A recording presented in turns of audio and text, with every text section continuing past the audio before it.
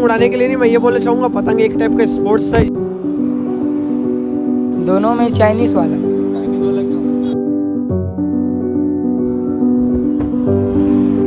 YouTube से। सीखो।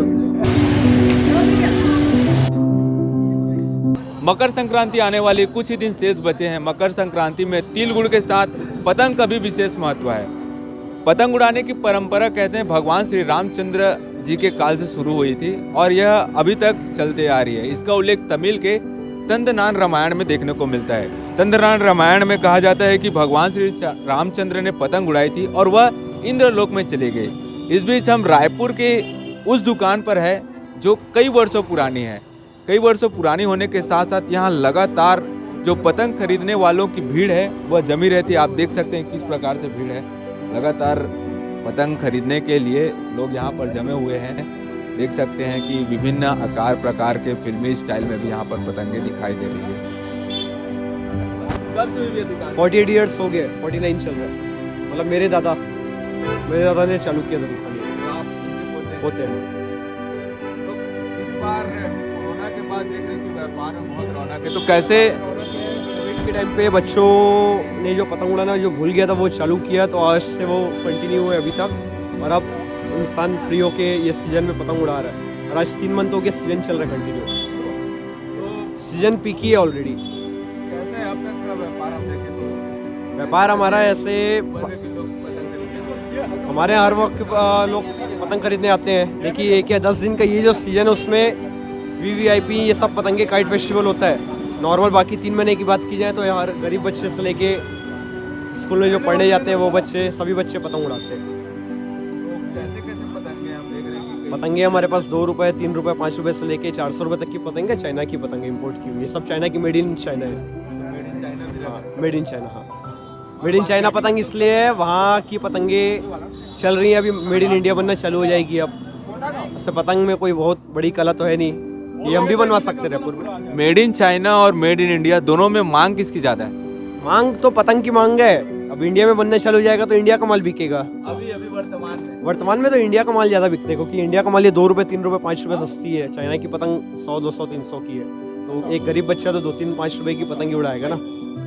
100, 200, 300 रुपये की पतंग उसके लिए पॉसिबल नहीं उड़ाना। 3 बार करके आया, एक बार में नहीं ये चीज़ है। तो हम देखते हैं कि चक्री खरीदने के लिए भी लोग दूर दूर से पहुंचते हैं। चक्री में कैसे कैसे टाइप की चक्री है, उसमें धक्के कैसे? चक्री क्वांटिटी में आती है। माल तो कॉटन एक बरेली ही रहता है, 3 तार, 2 तार, पांडा मंजा, बरेली मंजा, छोटी बड़ी चक्री आती है सब वैरायटी में। 20 रुपये से चक्री चालू है। हाँ, मशीन नॉर्मल मंजा इसमें रोल किया जाता है। जो एक बार चक्री खरीद के ले जाता है उनको फिर मंजे की ज़रूरत पड़ती है तो वो आता है और मंजा रोल करवाता है। फिर वो 20, 50, 100 जैसा उनको चाहिए, जैसे उनकी रिक्वायरमेंट है। चाइनीज मंजा भी रख रहे हैं क्या आप लोग? मंजा बैन, टोटली बैन, नहीं बिक रहा है। आप लास्ट ईयर एक केस हो गया था, ये ईयर भी केस हो गया। एक बच्ची का गला कट गया, उंगली कट गया, तो गवर्नमेंट से नोटिस आया हुआ है कि मंजे को बेचना अलाउ नहीं है। जैसे अब 2-3 दिन आ रही है तो फिर हाफ रायपुर तो पतंग उड़ाता ही, हाफ रायपुर पतंग उड़ाता है समझ लो। कहाँ से ऐसे तो अभी रायपुर के लोकल हैं और बाकी ऑल ओवर छत्तीसगढ़ के लोग ने पहले खरीदी कर चुकी, पहले ये वीक के पहले जा चुका माल रायपुर के बाहर।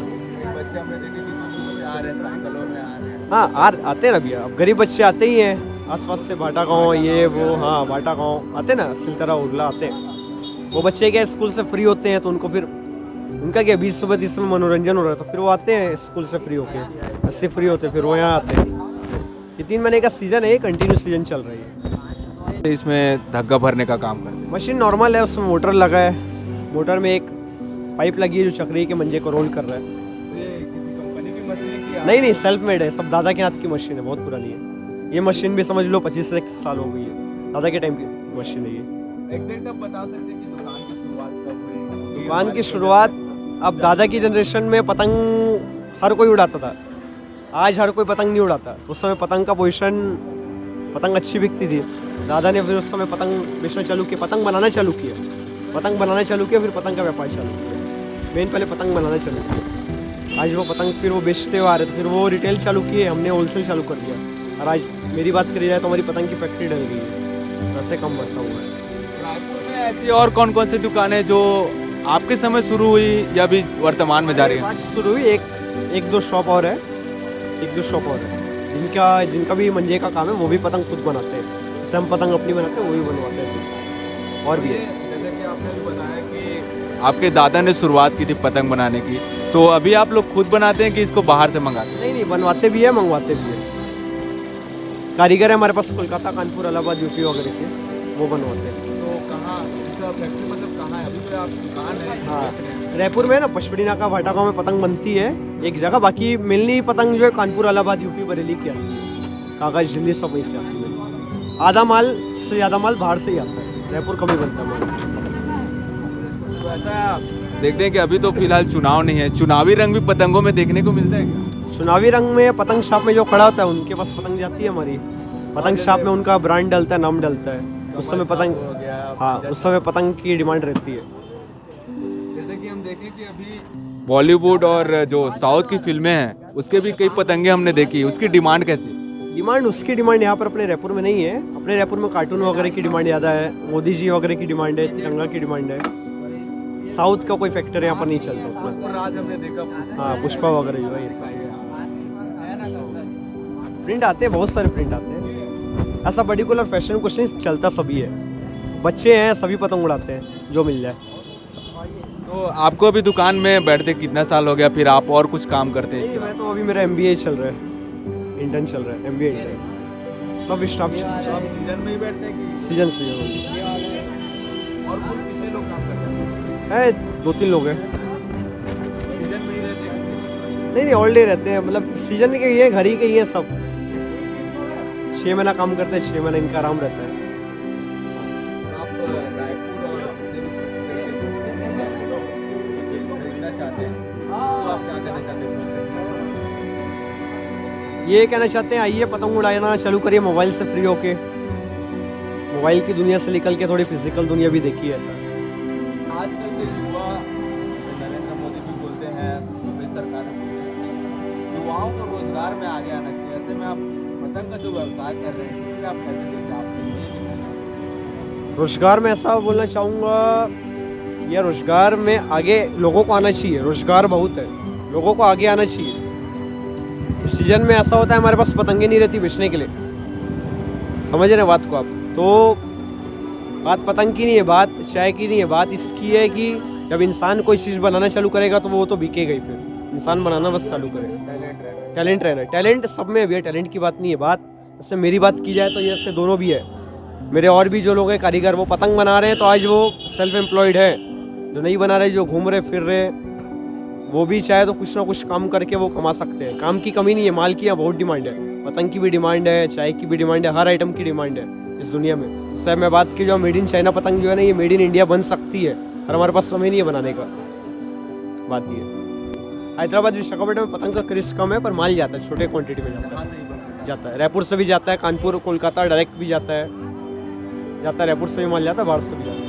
कहना चाहेंगे पतंग उड़ाने के लिए आप प्रोत्साहित हो, क्या सकते हैं? पतंग उड़ाने के लिए नहीं, मैं ये बोलना चाहूँगा, पतंग एक टाइप का स्पोर्ट्स है। जितने स्पोर्ट्स है, क्रिकेट, फुटबॉल, बास्केटबॉल, स्पोर्ट्स में रुचि लो। पतंग भी एक टाइप का स्पोर्ट्स है, ये भी एक स्पोर्ट ही है।